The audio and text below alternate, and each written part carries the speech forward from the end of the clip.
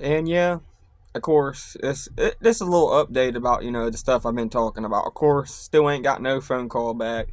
Still, sent everyone an email.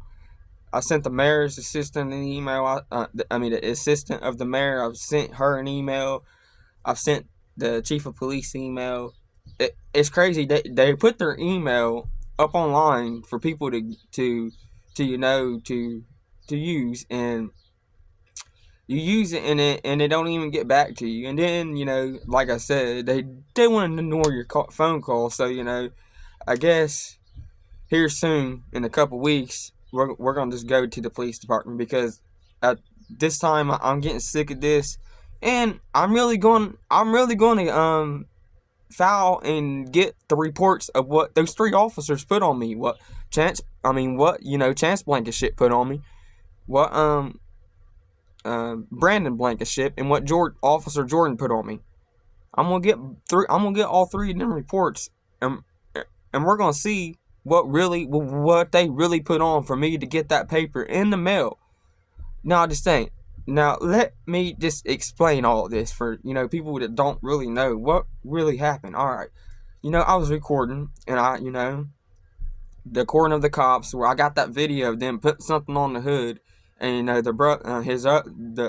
brother helped him, and then they picked it up, and he took it to the other side of the cruiser. But that's not what I'm trying to talk about. But the same night I got that video, they gave me a ticket. But listen, just listen. It really don't make no sense. But anyways, I was riding on the side of the road, and they gave me a ticket. So they gave me a ticket for riding on the road. But anyways, I went to court, right? And at the time, I didn't know they put some false reports on me. At the time, I didn't know, so I went to court, and I straight up was like, the judge told me this, how much it would be. I was like, okay, I'll just go. I explained, to the judge how the officers was a dickhead and everything else, but that really didn't help my case. But anyways, he still fined me, and I had to pay like $200. But anyways, a couple days later, I went home, and a couple days later, I received a letter in the mail saying, on this date, the date that they gave me that ticket, the date that I gave that ticket, they wrote I was involved in an accident or got a ticket, that I didn't have no license or insurance or anything, and they tried to put a false report on me to cost me. This thing, I don't have no license, and I don't have insurance, and I didn't have to provide any of that because I was on a bicycle. You get what I'm saying?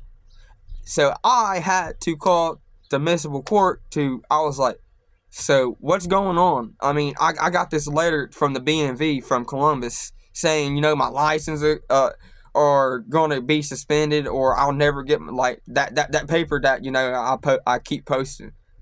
So she told me it had to come from a report from it had to come a report from them. But they said, good thing I called and got it all situated. Well, I got a little bit of situated. I'm gonna get to the bottom of it. But they said, good thing I called, because if I ever went and tried to get my license or anything, it would have cost me. See, they done some dirty shit that really could have really cost me from getting my license or anything if I tried to go get my like you get what I'm saying? The point is, they wrote something to the courts to make them send that letter to me, and that's dirty work, if you ask me. That is really dirty work.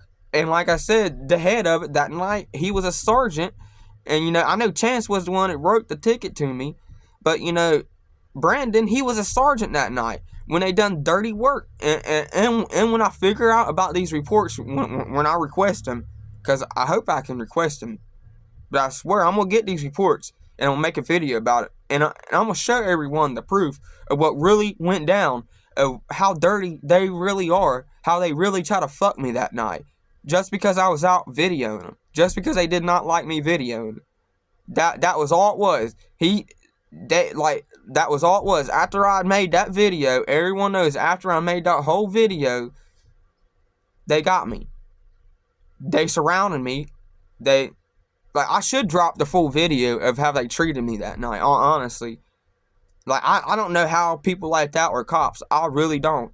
But anyways, that's not the point. The point is, the sergeant of that night is they moved him up straight as captain. How does someone get moved up from being a dirty cop, from writing false reports, putting shit on people that never happened, putting shit on people that never happened?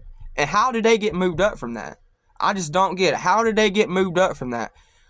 I remember, now I'm not going to say no names, but I remember years ago, now this is a true story, you could look it up. I remember there was the Fuzzy Duck, and this is why I say it happens all the time in Ironton when they rank corrupt officers up. If you're a corrupt officer, or you made the news, or you made the report, you made the news, or you made the newspapers or something, they usually rank you up. Because one time, old Brian Pauly, where he's a detective now, right? I think he is. But anyways, at the time at the Fuzzy Duck, they got called to a call. I don't know what all went down, but anyways, the dude jumped in, and the family won the lawsuit. But the dude jumped in the river, and they tased him while he was in the river.